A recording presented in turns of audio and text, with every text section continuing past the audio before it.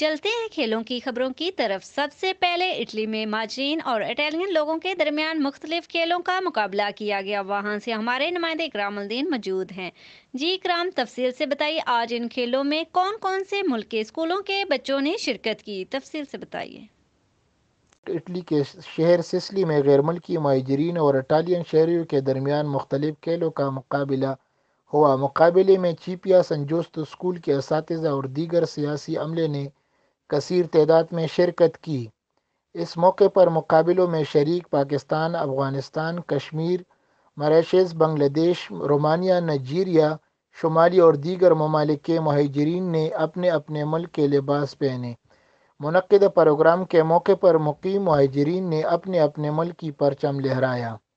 Programme کے موقع پر Sicily میں مقیم مہاجرین نے کہا کہ سسلی اور اٹالین عوام نے مہاجرین کو عزت دی ہے اور انشاءاللہ مقیم مہاجرین بھی ہر غم و خوشی میں اٹالین شہریوں کے ساتھ شانہ بشانہ ہے۔ اس موقع پر اٹلی سسلی شہر کے سیاسی لیڈروں نے اپنے اپنے خطاب میں مہاجرین کے لیے خوشی کا اظہار کیا اور کہا کہ کھیل صحت کے لیے بہت مفید اور اہم ہے۔ اس موقع پر تمام ممالک کے مہاجرین نے اپنا اپنا قومی کھیل کھیلا، جس میں ٹیبل ٹینس، فٹ بال، کرکٹ اور دیگر کھیل کھیلا گیا۔ پروگرام کے آخر میں چیپیا سن جوستو اسکول کے اساتذہ ماریا ریتا واندماری پیلیچے اور سسلی ریفیوجی کیمپ کے ڈائریکٹر اور دیگر کیمپ کے عملے نے مہاجرین کے کھیل کو سراہا اور کہا کہ سسلی میں مقیم غیر ملکی مہاجرین نے کھیل کے میدان میں اپنے اپنے ملک کا نام روشن کیا۔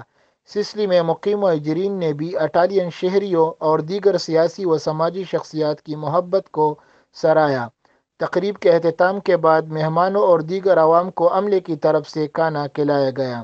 کیمرہ مین ٹیم کے ساتھ اکرام الدین، سریام ٹی وی، اٹلی، یورپ۔ آج کے لیے اتنا ہی، مزید دیکھتے رہیے سریام نیوز۔ امریم بلوچ کو اجازت دیجیے۔ اللہ نگہبان۔